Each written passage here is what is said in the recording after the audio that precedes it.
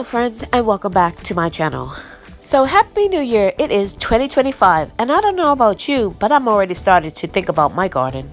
So it is January of 2025 and you know what that means, pantry challenge time. Now I'm going to be doing the Three Rivers Pantry challenge again this year, but I'm doing it a little bit different. This year I am doing the pantry challenge, but we have been 2 years without a stock up or without a grocery store.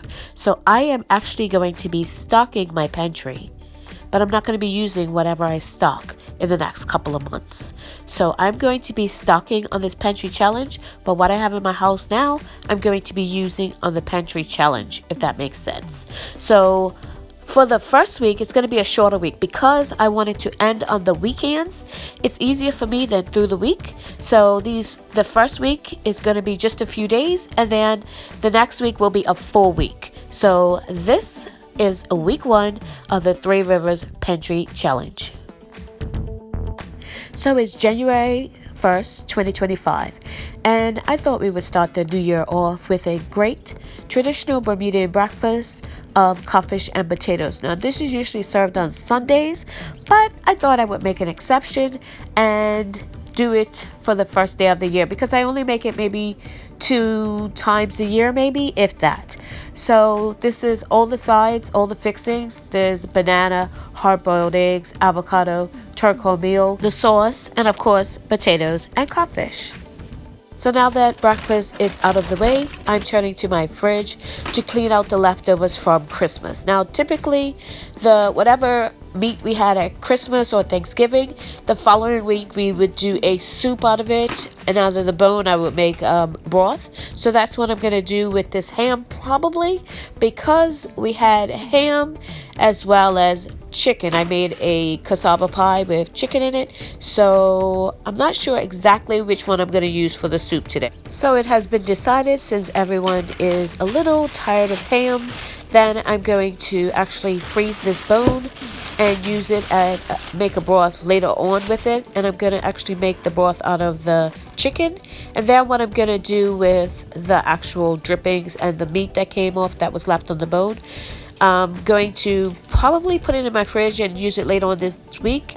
If not, I will use it, I'll put it in the freezer and use it later on. Now these drippings are nice if you want to do like a flavored rice or something, or even a base to start a soup. They're really, really nice. Adds a nice depth of flavor. I don't throw this away. Don't throw this away, please. Put it in your freezer and use it later on. So I will do this once a week, what I call a fridge meal. And basically I go through my fridge, see what I have, and make a meal out of it. So I went through my fridge and this is what I pulled out. Basically that's the ham that I just put into the container. And I'm probably going to freeze this because I'm going to make some other stuff this week. So this is some pineapples that I had left in there, and that was on the ham. I have some leftover veggies. There's broccoli in there and sweet potato. I have some tomato sauce, and there's some hamburger that I also found in the fridge. So this is what I want to use up tonight in our meal, and I'm going to freeze the ham and the pineapples for later. So I think with the ingredients that I have and the broth that I've already made, I think the quickest and easiest thing is to make a soup. So I have my dehydrated veggies soup mix out. I'm going to add those into my soup. And then I went through my freezer and I found a couple of open bags of broccoli florets. And I have a thing of cauliflower. And then I also found some beef in there as well to add to the soup. So here is the chicken broth that I'm going to use as a base. And I think there may be enough that I can just can up a small batch, which is 4 pint-sized jars of broth for later. So I'm going to take those out first and then see what I have left to start my soup with. So I did get my 4 pint-sized jars out, and I have about 4 cups of broth left. So I'm going to use a little bit of that to get these frozen veggies defrosted so I can blend them up. And I want to use that as the thickener for my soup. So I'm going to just pour in my broccoli and my cauliflower because that is frozen. And I'm going to put it into my blender. As you can see, I did put my other veggies that I had left over in the fridge in here as well. And you can see it is hot. So I'm just going to blend these up. And it's all blended now. And I'm going to use this as a thickener for the soup. So the other 3 cups of broth that I had, it was actually 5 in total, I'm going to use to rehydrate those dehydrated veggies before I go on with the rest of the soup. Okay, so here it is finished. We've actually eaten and I forgot to record. Yep. Everybody was hungry and we just wanted to eat. So basically I just poured everything in. I put the rest of the broth in. I put the blended veggies that I had left over from the previous meals, the broccoli, the cauliflower. I put the beef in and the hamburger, as well as that small cup of tomato sauce. And I just let it simmer. And I did use a little bit of better than bouillon to boost the flavors. And of course I put spices in there as well. And I just served it with some buttered bread on the side. This is a really hearty meal for a cold night. So here are the 4 jars of chicken broth out of the canner. I will let them sit on my counter for 24 hours, wash them up, label them, and put them down into my cold room.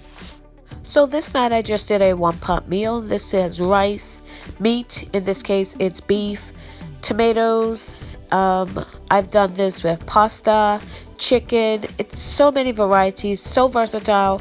You see me do it 1,000,003 different ways.